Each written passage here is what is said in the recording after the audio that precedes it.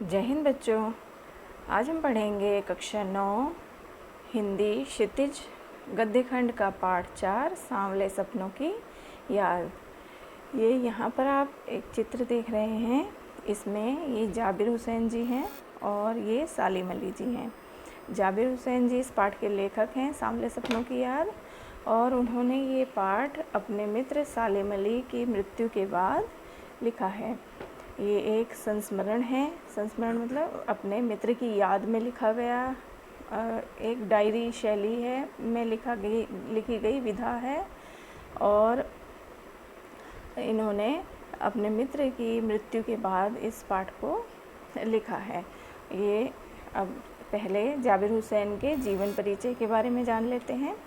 जाबिर हुसैन जी का जन्म सन 1945 में गांव नौनही राजगीर, जिला नालंदा, बिहार में पड़ता है। ये वहाँ पर हुआ था, ठीक है। और ये अंग्रेजी भाषा और साहित्य के अध्यापक भी रहे हैं, राजनीति में भी सक्रिय रहे हैं जाबिर हुसैन जी। और 1977 में मुंगेर के विधानसभा, मुंगेर बिहार में पड़ती है ये जगह, विधानसभा के सदस्य निर्वाचित हुए थे। और उसके बाद ये मंत्री बने और उसके बाद 1995 में बिहार विधानसभा परिषद के सभापति बने। जाबिर हुसैन जी को 3 भाषाओं का ज्ञान था, हिंदी, अंग्रेजी और उर्दू। और इन्होंने हिंदी की कुछ जो रचनाएं लिखी हैं वो इस प्रकार हैं। जो आगे है, ये एक हिंदी की इनकी रचना है। एक डोला बीबी का मज़ार, अतीत का चेहरा, लौंगा, ठीक है, और एक नदी रेत भरी। ये इनकी 5 ऐसी हिंदी की रचनाएं हैं। और लंबे समय तक ही राजनीतिक और सामाजिक जीवन का इन्होंने अनुभव किया है और आम आदमी के जीवन के संघर्ष को इन्होंने अपने लेखन में प्रस्तुत किया है। सांवले सपनों की याद एक डायरी विधा है और संस्मरण है। अपने मित्र की याद में लिखा गया संस्मरण है। और व्यक्ति चित्र है। व्यक्ति चित्र मतलब कि एक ही व्यक्ति के बारे में इन्होंने इस पाठ में बताया है, अपने मित्र सालिम अली के बारे में। संस्मरण है, डायरी विधा है, ठीक है, और व्यक्ति चित्र है। इस पाठ में इन्होंने क्या बताया है, जो इस पाठ में ये प्रस्तुत पाठ है, ये सालिम अली हैं। तो इनका जन्म 1987 में हुआ था और ये पक्षी प्रेमी हैं, पक्षी वैज्ञानिक हैं, ठीक है। पक्षियों को बहुत प्रेम करते थे और उनकी जानकारी एकत्रित करते थे। सालिम अली की मृत्यु के तुरंत बाद जो लेखक का दुख है वो उन्होंने एक डायरी शैली में संस्मरण को इस सांवले सपनों की याद पाठ में लिखा है, ठीक है। और ये मृत्यु इनकी सालिम अली की किस कारण हो गई थी? कैंसर के कारण हो गई थी, क्योंकि ये बहुत पूरे विश्व का भ्रमण किया हुआ था। इन्होंने घूम कर पक्षियों के बारे में जानकारी एकत्रित करते रहते थे और उसको लिखते थे, ठीक है ना। तो सालिम अली की याद में उन्होंने ये पाठ को लिखा है। और इसमें जो भी उन्होंने लिखा है बहुत दिल को छूने वाली ये कहानी है, अपने मित्र की याद में लिखी गई। और थोड़ा सा जान लेते हैं। देखिए, ये जाबिर हुसैन जी हैं। जाबिर हुसैन जी हैं, जन्म 1945, नालंदा, बिहार में, अंग्रेजी भाषा में और साहित्य का अध्यापन किया है। इनकी रचनाएं कौन कौन सी हैं? एक नदी रेत भरी, लौंगा, ठीक है, ये अलग है। जो आगे है, अतीत का चेहरा और डोला बीबी का मज़ार, ये हिंदी की रचनाएं हैं इनकी। और शैलीगत विशेषताएं क्या क्या हैं कि इन्हें हिंदी, उर्दू, अंग्रेजी में तीनों में इन्होंने समान लेखन कार्य किया है।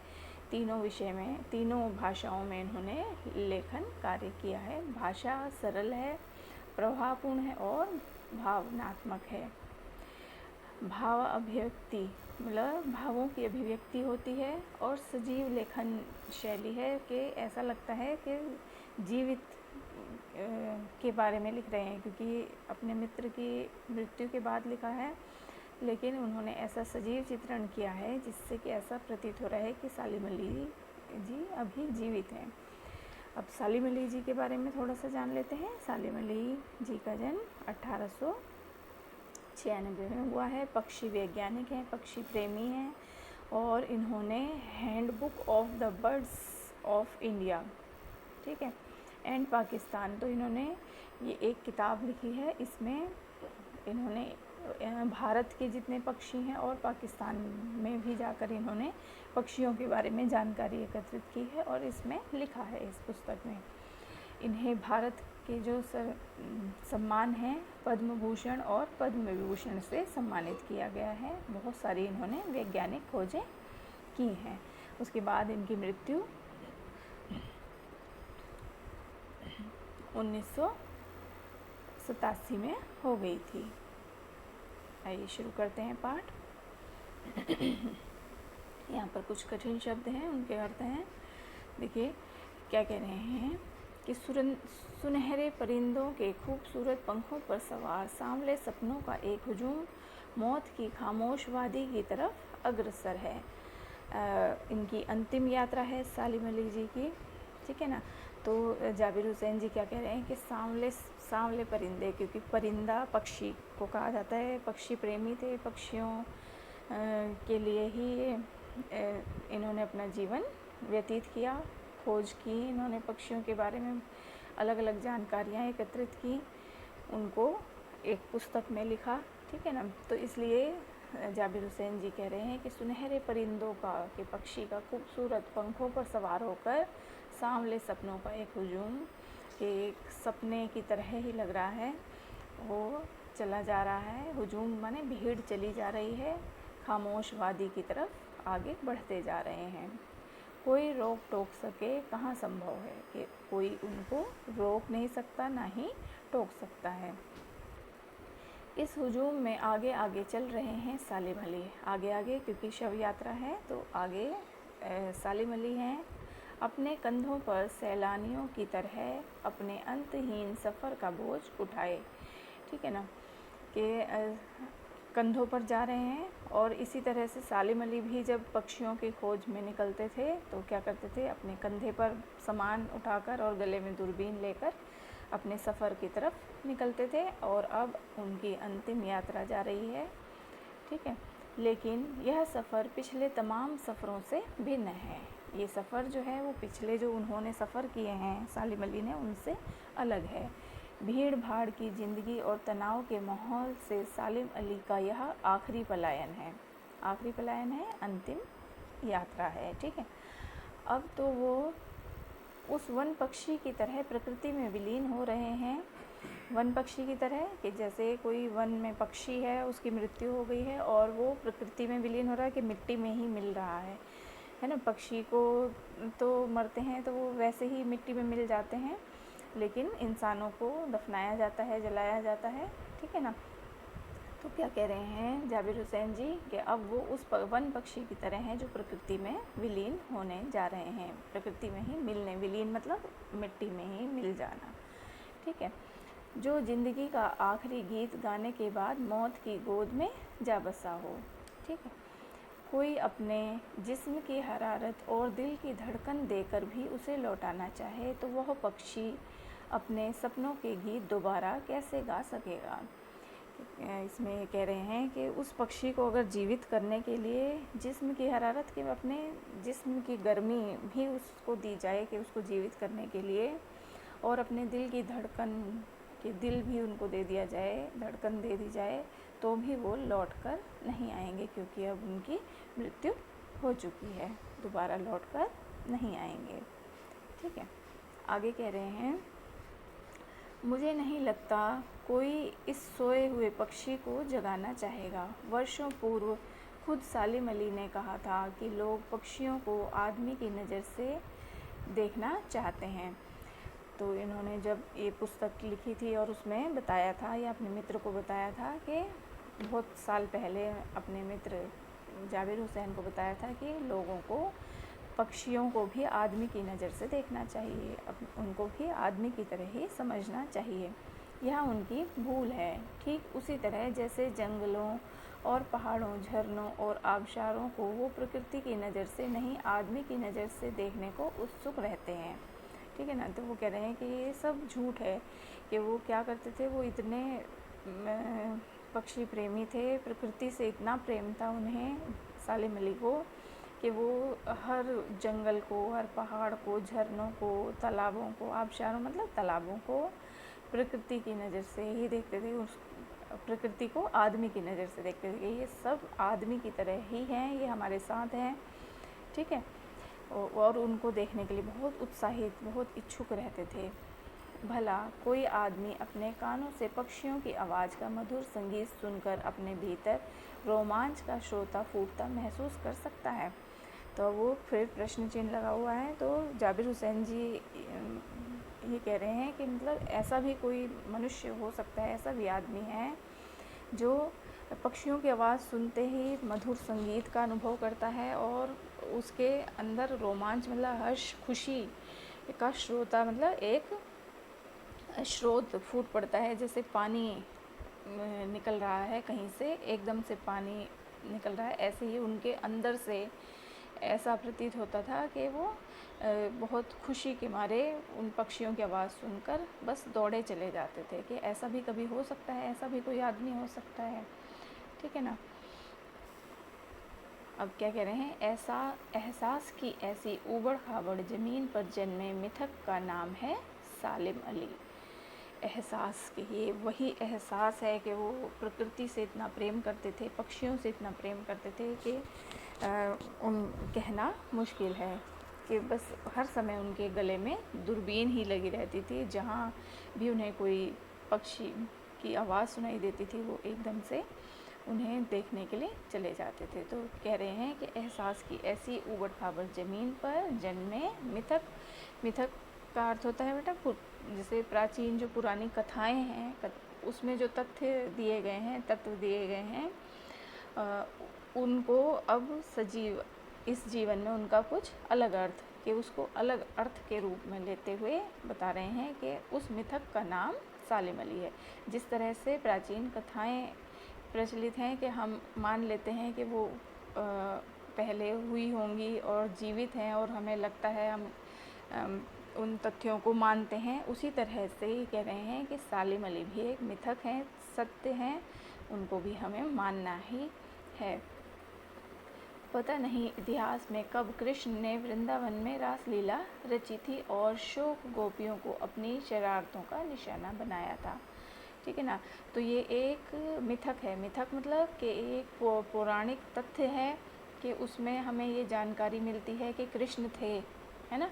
तो ये कृष्ण को हम किसी ने नहीं देखा है, किसी ने नहीं देखा, लेकिन पौराणिक जो कथाएं हैं उनमें लिखा हुआ है, उनमें उनसे लिखे हुए को पढ़कर हमें पता चलता है कृष्ण हैं, उन्होंने वृंदावन में रासलीला की है ना, गोपियों के साथ शरारत की है। तो ये सब हम उसमें पढ़कर, जो पौराणिक तथ्य हैं उनको पढ़कर ही हमें जानकारी मिलती है। तो इसी तरह से ही सालिम अली के बारे में पढ़कर ही हमें जानकारी मिल रही है। ठीक है ना। तो अब कह रहे हैं कि जाने कब, पता नहीं कब कृष्ण ने वृंदावन में रासलीला रची होगी, कब माखन भरे भांडे फोड़े थे और दूध झाली से अपने मुंह भरे थे। ठीक है, दूध पिया था, अपने मुंह भरे थे, मक्खन खाया था। कब वाटिका में छोटे छोटे किंतु घने पेड़ों की छाँव में विश्राम किया था। ठीक है, ये सब हम पढ़कर ही हमें जानकारी मिलती है। कब दिल की धड़कनों को एकदम से तेज करने वाले अंदाज में बंसी बजाई थी, है। और पता नहीं कब वृंदावन की पूरी दुनिया संगीतमय हो गई थी। कि हमको पढ़कर ही ये सारी जानकारी प्राप्त होती है कि ये सब चीज़ें वहाँ पर वृंदावन में हुई थी। ठीक है। तो इसमें ये कठिन शब्दों के अर्थ हैं। रासलीला मतलब कृष्ण और गोपियों के साथ प्रेम लीलाएं, शोक मतलब नटखट, वाटिका बगीचा, बांसुरी, बंसी बांसुरी है, संगीत में मतलब संगीत से भरपूर। ठीक है। आगे कह रहे हैं, पता नहीं यह सब कब हुआ था। जाबिर हुसैन जी कह रहे हैं कि ये कि कृष्ण सत्य हैं, ये लेकिन ये पता नहीं कब हुआ था, लेकिन कोई आज भी वृंदावन जाए तो नदी का सांवला पानी उसे पूरे घटनाक्रम की याद दिला देगा कि जो घटनाएं हुई हैं ये सारी वहाँ पर जो यमुना का पानी है सांवला, ठीक है। सांवला पानी क्यों है? क्योंकि वहाँ पर पता है आपको कि कृष्ण लिखा हुआ हमने पढ़ा है कि कृष्ण ने वहाँ पर जो नाग रहते थे पानी के अंदर उनको मारा था, इसलिए शेषनाग थे और वो सांवले थे, इसलिए वो पानी भी जहरीला सांवला हो गया था, इसलिए वहाँ पर कहते हैं कि सांवला पानी है कि याद दिलाता है। हर सुबह सूरज निकलने से पहले जब पतली गलियों से उत्साह भरी भीड़ नदी की ओर बढ़ती है तो लगता है जैसे उस भीड़ को चीरकर अचानक कोई सामने आएगा और बंसी की आवाज़ पर सब किसी के कदम थम जाएंगे, ठीक है ना।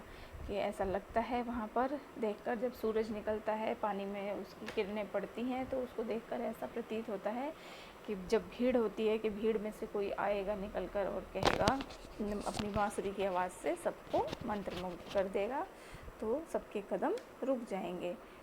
हर शाम सूरज ढलने से पहले जब वाटिका का माली सैलानियों को हिदायत देगा तो लगता है जैसे बस कुछ ही क्षणों में वो कहीं से आ टपकेगा और संगीत का जादू वाटिका के भरे पूरे माहौल पर छा जाएगा।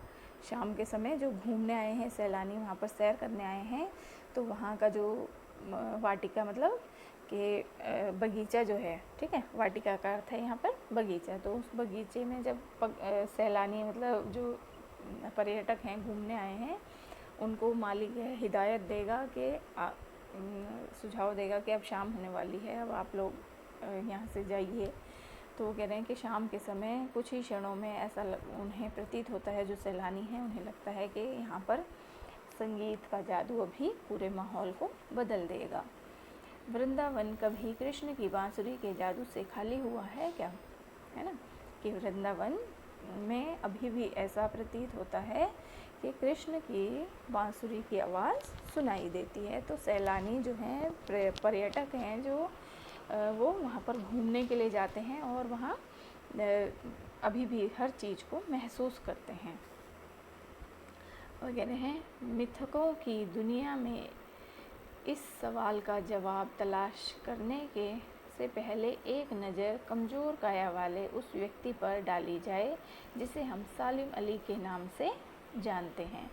तो मिथकों मतलब कि पौराणिक कथाओं के अनुसार ही जैसे हमें लगता है कृष्ण हैं, उसी तरह से इसको नवीन अर्थ लिया गया है। मिथक मतलब कि पुरानी कथाओं के को में तथ्य जो मिलते हैं, ऐसे ही सालिम अली के बारे में भी हमें तथ्य मिलते हैं। तो उनको सवालों को तलाशने से पहले हमें क्या करना चाहिए? एक नज़र कमज़ोर काया वाले मतलब बहुत दुबले पतले शरीर वाले व्यक्ति कौन है, सालिम अली के ऊपर डालनी चाहिए। उम्र को सती तक पहुंचने में थोड़े ही दिन तो बच रहे थे। उम्र को क्या, वो सती मतलब 100 वर्ष, ठीक है, तो उनकी उम्र जो है 100 वर्ष की होने वाली थी, थोड़े ही दिन बच रहे थे। संभव है लंबी यात्राओं की थकान ने उनके शरीर को कमज़ोर कर दिया था और कैंसर जैसी जानलेवा बीमारी उनकी मौत का कारण बनी हो, ठीक है, क्योंकि वो बहुत ज़्यादा उन्होंने भ्रमण किया था, घूमते रहे थे, पक्षियों के बारे में जानकारी एकत्रित करते रहे थे, तो जगह जगह जाते थे, तो उसके कारण कह रहे हैं कि उनका शरीर कमज़ोर हो गया था और कैंसर जैसी जानलेवा बीमारी हो गई थी उनको और उसके कारण उनकी मृत्यु हो गई थी। लेकिन अंतिम समय तक मौत उनकी आँखों से वह रोशनी छीनने में सफल नहीं हुई जो पक्षियों की तलाश और उनकी हिफाजत के प्रति समर्पित थी। कि अंतिम समय में भी वो पक्षियों को ही खोज रहे थे और उनके गले में क्या कह रहे हैं, सालिम अली की आँखों पर चढ़ी दूरबीन उनकी मौत के बाद ही तो उतरी थी।